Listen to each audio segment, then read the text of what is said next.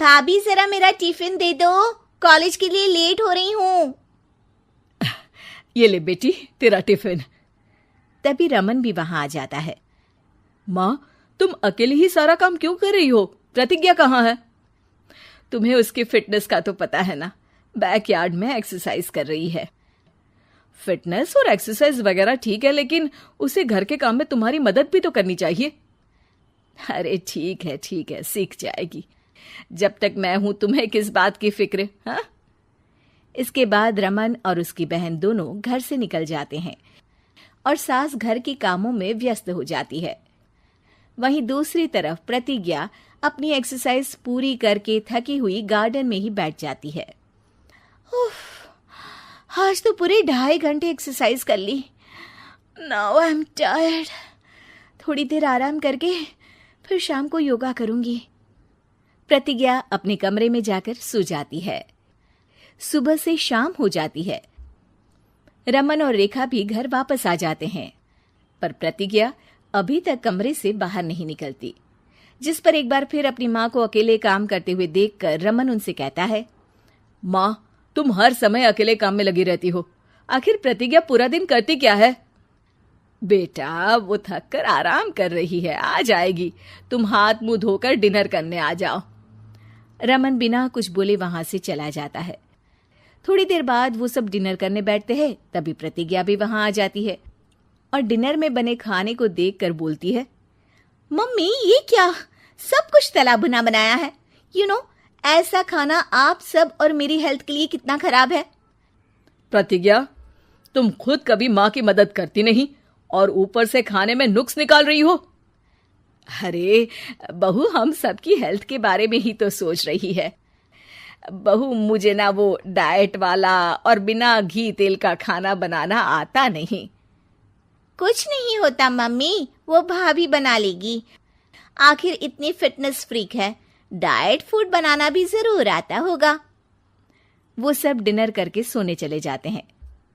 अगली सुबह फिर हमेशा की तरह प्रतिज्ञा अपनी एक्सरसाइज और योगा करने लगती है और उसकी सास घर का सारा काम, जिसे करते हुए अचानक उनकी तबीयत खराब हो जाती है और सीने में दर्द शुरू हो जाता है।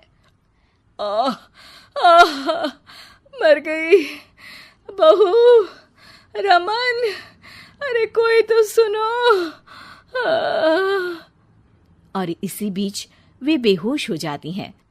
सास की आवाज सुनकर प्रतिज्ञा और उसका पति भागते हुए रसोई में आते हैं, जिसके बाद उन्हें लेकर अस्पताल जाते हैं। डॉक्टर प्रतिभा की सास का चेकअप करके कहते हैं, अरे इनका कोलेस्ट्रॉल लेवल तो बहुत हाई है और दिल भी कमजोर होता जा रहा है। इनका लाइफस्टाइल और खाने पीने की आदत बदलनी होगी। सिर्फ light and non oily food ही खाना है और कुछ समय तक पूरा रेस्ट, साथ में कुछ एक्सरसाइज या योगा करे तो अच्छा रहेगा। पूरी जांच के बाद डॉक्टर उन्हें घर भेज देते हैं। अब घर का सारा काम प्रतिज्ञा को करना पड़ता है, जिससे वो अपनी सास के साथ पूरे घर को डाइट फूड खिलाना शुरू कर देती है। प्रतिज्ञा, ये क्या बेस्वाद और फीका खाना है, मैं ये सब नहीं खाने वाला। हाँ भाभी, बीमार तो मम्मी है, फिर हम ऐसा खाना क्यों खाएं? प्रतिज्ञा किसी की बात पर कोई ध्यान दिए बिना सास को बढ़िया एक्सरसाइज कराने के साथ कुछ ना कुछ गड़बड़ करते हुए घर का काम करती रहती है। एक शाम रमन प्रतिज्ञा से चाय मांगता है। ये लीजिए, पर मैंने इसमें चीनी थोड़ी कम डाली है। रमन चाय पीता है और तुरंत ही उसे दोबारा कप में पलट देता है। अर्र, कौन सा जहर है? अरे जहां खाने में नमक डालना होता है वहां डालती नहीं और इसमें नमक ही नमक भर दिया। उई माँ, सॉरी, मैं दूसरी चाय बना देती हूँ। अरे रहने दो, तुमसे फिटनेस का ध्यान रखने के अलावा और कुछ नहीं हो सकता।